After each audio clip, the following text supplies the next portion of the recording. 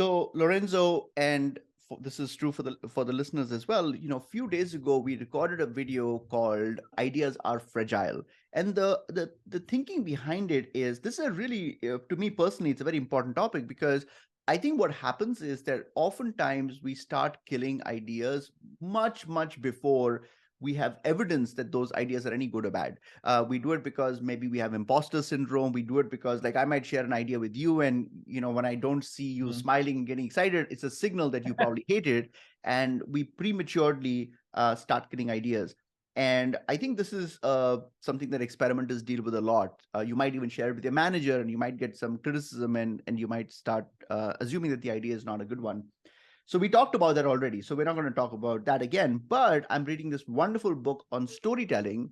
And in that, the author presented a framework for feedback that I had never considered before. So typically what happens is when we ask for feedback, we're open-ended. We'll send something to someone and say, I'd love to get your thoughts on this. So we'll give them some context.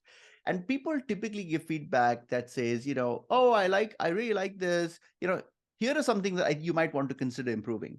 And the problem is that in a way, in a nice way, they're still criticizing your idea.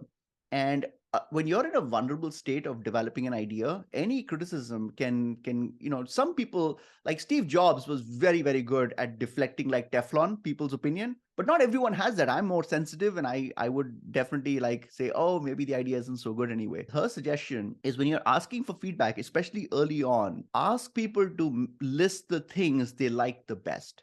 And what that does is it gives you confirmation on what people are most strongly gravitating towards, and you can then start reinforcing those ideas. And then naturally through that process, you will start eliminating things that don't work as well or whatever, but you're starting from a positive perspective. And so I just thought it's very useful, and I think it's very relevant to anyone who's listening to this video that is in the business of selling ideas, whether you're selling ideas internally, whether you're selling ideas externally. This mechanism is quite useful. In fact, I should mention this as well, that when we are presenting ideas to clients, we actually call this the magic trick. We present it in a very specific way. There's actually a formula, and maybe one day we'll record a video on specifically the formula that I use to present ideas, because the last thing I want is for the client to make a snap judgment and make a conclusion, and now they're listening to the rest of the idea, and the problem is that they've already made that judgment. So I want to kind of